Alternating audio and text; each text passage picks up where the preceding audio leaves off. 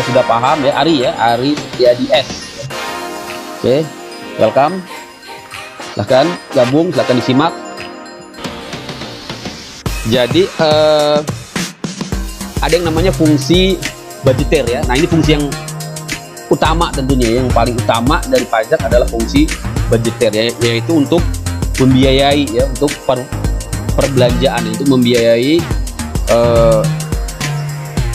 kas negara ya, pembelanjaan negara ya, yang kita tahu kita mengenal yang namanya APBN ya, anggaran pendapatan dan belanja negara ya. Dari situlah nanti target-target penerimaan pajak itu ditentukan ya, dan itu memang sistem yang masih berlaku gitu ya, masih berlaku di kita ya, di Indonesia ya, dimana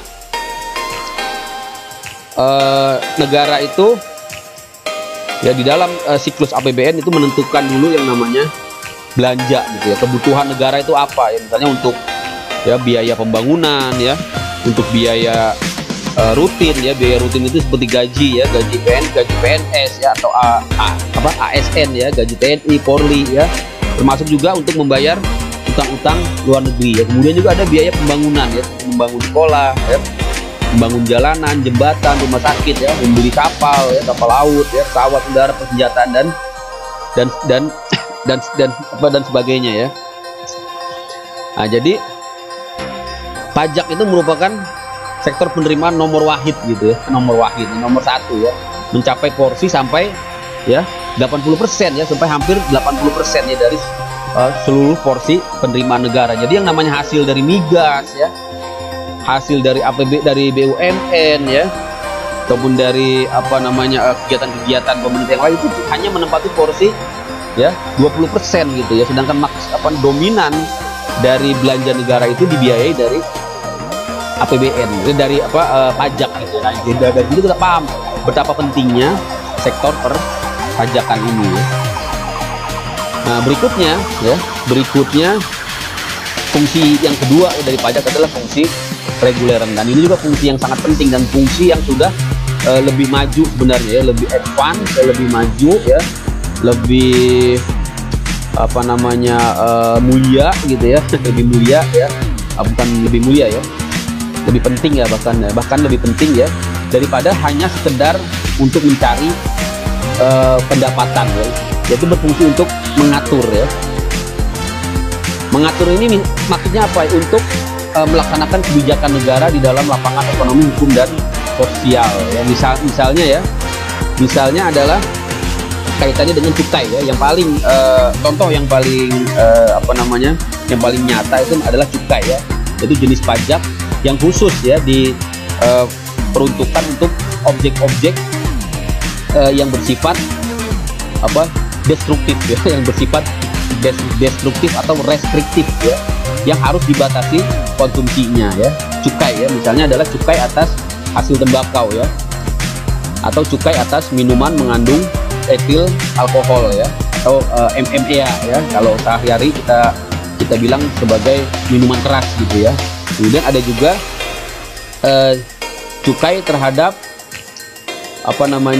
alkohol ya. Jadi alkohol itu sendiri sudah terkena cukai, dan sekarang kita perluas gitu ya, yang namanya misalnya cukai atas plastik gitu ya, cukai atas plastik ini belum ya, baru sedang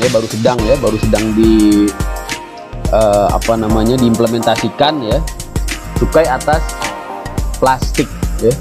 Udah belum sih cukai atas plastik? Cukai plastik belum ya, tapi sudah akan ya, kayaknya sudah akan bentar lagi lah gitu ya. Nah, jadi untuk teman-teman pahamin itu ya, ada namanya fungsi pajak, namanya fungsi reguleran. Nah, nanti ini keluar ini ya, biasa ya, keluar di UAS ya. Nah, jadi pertanyaannya apa fungsi pajak? Ya, minimal 2 inilah ya. Nah, nanti ada fungsi-fungsi lain ya, ada yang bilang 3, ada yang bilang 4 gitu ya. Tapi yang paling penting 2 ini ya, yang ketiga itu sebenarnya ada ya, yang namanya fungsi distribusi ya, fungsi distribusi sebenarnya sama ya. Sebenarnya fungsi distribusi ini masuk ke dalam fungsi reguleran ya, atau pengaturan, yaitu fungsi distribusi ya, untuk mendistribusikan kekayaan gitu ya, untuk mendistribusikan barang-barang gitu ya, produksi-produksi ya. Kemudian juga ada yang fungsi yang berikutnya, yaitu adalah fungsi ini tambahan ya.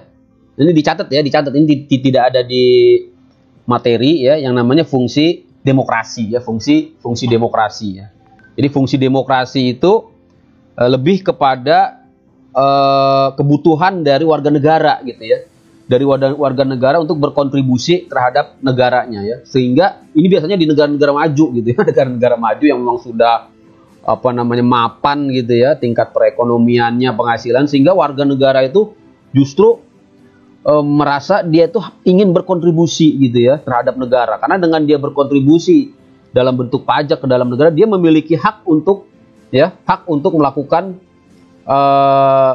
hak untuk menuntut gitu ya, hak untuk menuntut negara terhadap misalnya aspirasi-aspirasi yang belum di